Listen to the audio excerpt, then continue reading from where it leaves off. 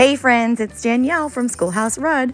Welcome to Financially Fit episode 2. Let's talk about those subscriptions. Here is a list of our current subscriptions. Now, as you can see, we were running $148 a month in subscriptions, and you don't realize this, but they add up very quickly.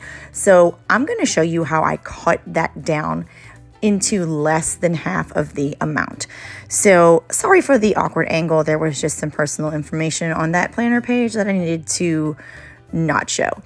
So there are the subscriptions. I'm going to go through with you what we did and how we cut them down. So the first ones that were written in green were in January. Remember, in January, I was on a spending freeze and I was determined to get this amount down.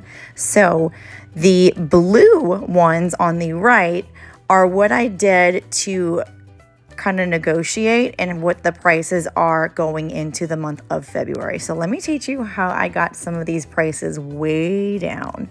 Now, there are things that you're not going to be able to change, such as Microsoft Office. It's $8 a month. I need it for my job, and that's just how it is. But some of these other ones, I was able to make a significant decrease in what we are paying a month. So let's go through these. Amazon. I don't know anybody who does not have Amazon at this point. When it first came out, when my son was a baby, I was using other people's Amazons. I would just pay them and they would order stuff for me. And yeah, pretty soon I got my own Amazon account, and I do get it at a discount for being an educator. And also we have an Amazon card. Do not recommend credit cards, by the way, but we'll get into that on another episode of Financially Fit. So Amazon, I was not able to change that. It is what it is. We pay $8 a month for our Amazon Prime.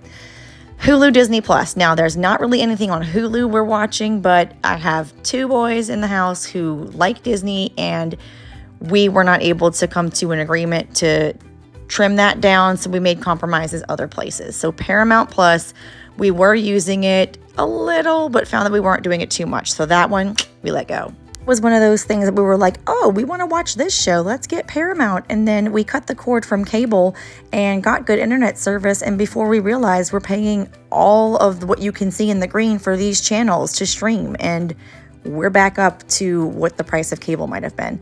So anyway, Sirius XM, it came for free when we got our vehicle. Now that year was up, and then we were paying $22 a month for it. Why?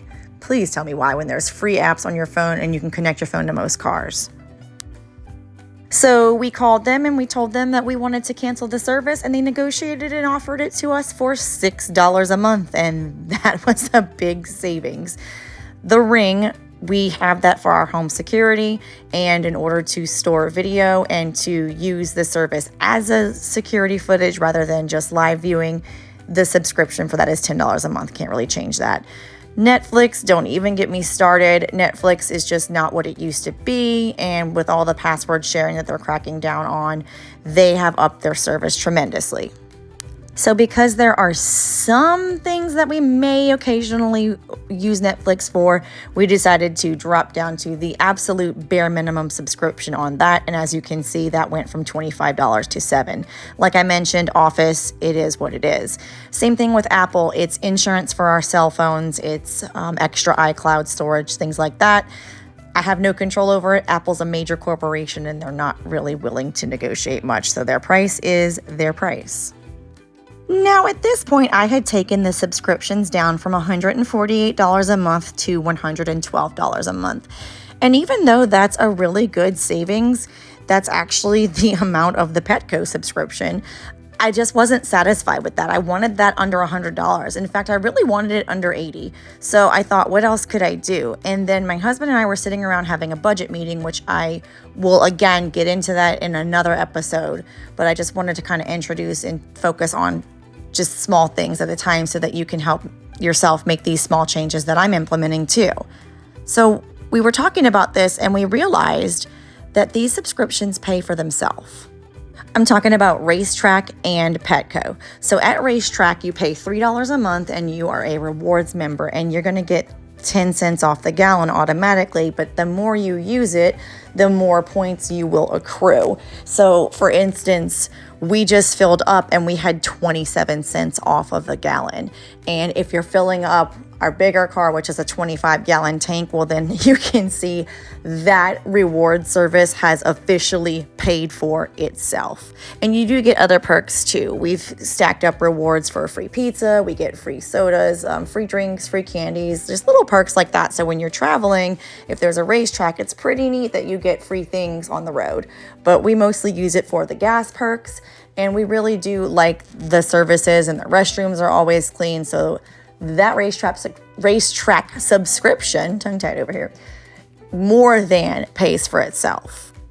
Now let's talk about that Petco subscription, because I was thinking it was completely unnecessary.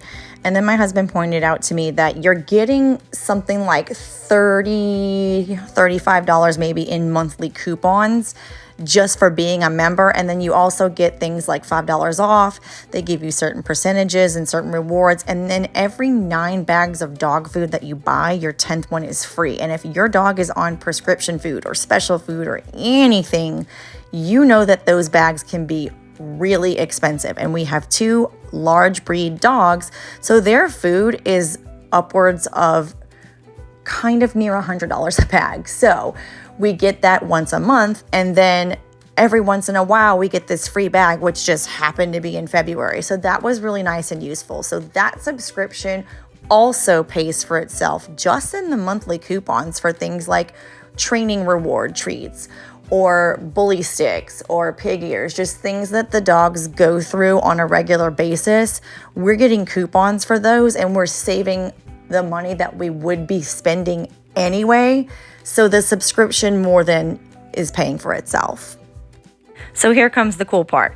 With the revelation that we weren't actually putting out the extra money for racetrack and for Petco every month, that they were subscriptions that would pay for themselves anyway with the money that we already had in our budget for things like our pets and gas, I took that away from 112 and ended up with a grand total you will see there at the bottom. Look at that, guys. I got our monthly subscriptions down to $63. Not only did I achieve my goal of getting it below 80, but I ideally just wanted it to be less than 100, and that was cool in itself, but I actually cut it by more than half. So here's what I did for February. In January, when I went to the store and I spent that $83 and did that grocery haul, I put this money into action. So I am saving myself roughly $85 a month in subscription. So here's what I did. It was already in our budget to have spent that extra money. So I took the money that we were now saving and went to our grocery little sale outlet kind of wholesale store, and I started stocking up on things, and I bought extras so that not only would I have stuff in my pantry for the month for snacks for our family and for me taking lunches to work, but I put some extras in food storage as well. So I'm going to show you what that looks like. So come with me to the store. Here's an example of what I'm talking about. They have a whole bunch, dozens of boxes of things that are discounted. And here's some of the things that we got. Every time I got something, I snapped a quick picture of it.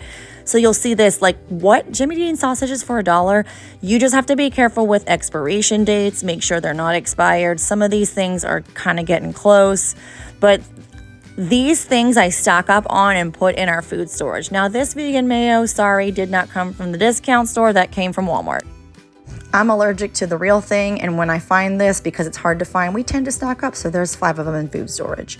Now, also Dollar Tree for Valentine supplies. I grabbed everything my son needed for a Valentine's Day party for $5. So because I was on a roll, I decided to make a budget meal and freeze some, and this is the start of what is known as lazy man lasagna or lasagna pasta or red and white pasta. People call it different things. So you're going to start by boiling some water. Not yet. Now it's ready. Add your pasta. And you're going to cook that down. And I grabbed a little can of peas and some Jolly Rancher Jello that I already had in our extra food storage pantry, and you can see the prices there. I got them from that discount store. And go ahead and drain your noodles, add to that some butter, and you're going to add seasonings as you wish.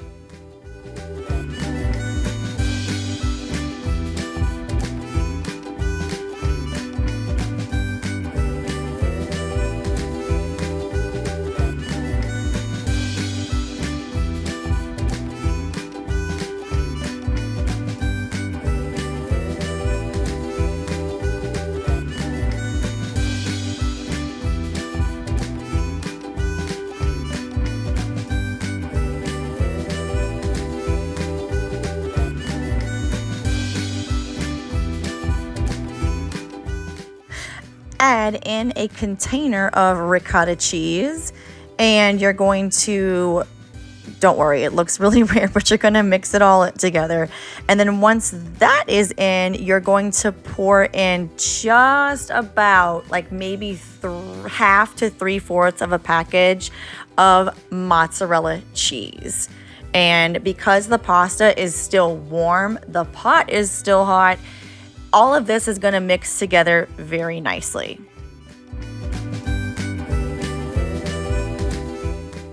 Here I put in some grated Parmesan Romano mixture because I had a little bit left over that I was trying to use up. So this is an opportunity where you can really customize it and put things that you like. Grab a can of your favorite pasta sauce or whatever's on sale, and you're going to lightly coat the bottom of your casserole dish with it. This is just so nothing gets stuck to the bottom. We want to always have a layer of sauce on the bottom, and I'll spread that out evenly in a minute. And then pour the rest, almost the rest, into your pot. And then you're going to save a little bit. You can even get a little bit of water and get the rest of it out. We're going to need to pour on top of the pasta once it is in the casserole dish. Now, go slow with this, be patient, and be gentle with it because you don't want to break up the noodles. You want the noodles to stay as whole as they possibly can. So here I'm showing you what it looks like when you're trying to mix it. That big old thing of ricotta, you're gonna have to break up, and the mozzarella cheese will be a little bit stringy, but just be patient and stir it until it's all incorporated. You'll want to come back to have a mixture that looks something like this. So just keep going, make sure there's no pieces of that ricotta left over, and mix, see, like that, and then mix until everything is fully incorporated. Pour it into your casserole dish, and then go ahead and top it off with the rest of your mozzarella cheese. You can pour more pasta sauce on before you do the mozzarella cheese, and then you'll want to top it with some Parmesan. You will bake that in your oven at 350 until the cheese melts, about 25 minutes. And while that's going, I decided to organize my pantry and unpack some of the things we had bought at that wholesale store that day.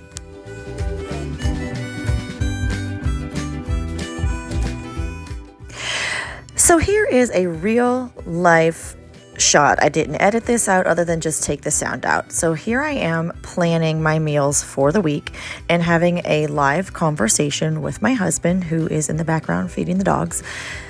I know this video seems like it's jumping all over the place. And the main thing I wanted to stress with this is that you can make small changes now so that you can be reaping the benefits of them in the near future. So these were things I implemented immediately in January after I did that week of that spending freeze. So we're talking about things like cutting down on your monthly subscriptions, making a budget-friendly meal, using resources like grocery outlet stores or wholesale stores to stock up on foods, using the Dollar Tree to get items that you need, and just really cutting back. So we're taking out the unnecessary spending, and we're going to only spend what we need. Now, again, when I saved that money by cutting my subscriptions, I already had it in my budget to use that extra money. So I spent it anyway, but I used it to stock up things in our food storage, and I used it to get my son what he needed for his Valentine's Day party ahead of time. And then I meal planned with what I had on hand. So we were able to not go to the store again for a week or two. So this is me prepping the week before Valentine's Day, and we were discussing what we already had in the pantry, what was in the fridge that needed to be used up, what was in food storage that could be brought up. So it's a constant rotating system that we have. And I will do a video on our food storage and how it works and how we keep things stocked up. But let's just say that I have a really successful time when I shop sales and when I am shopping at that little grocery discount store. So think ahead. You can start by meal planning right now. Look in your freezer, look in your fridge, look in your pantry, and look for items that go together. Look for items that are expiring soon that need to be used up, and make a plan.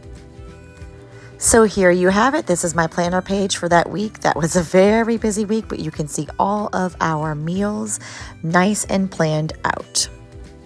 So there you have it. There are my ways to save and make small changes now so that you can reap the benefits later.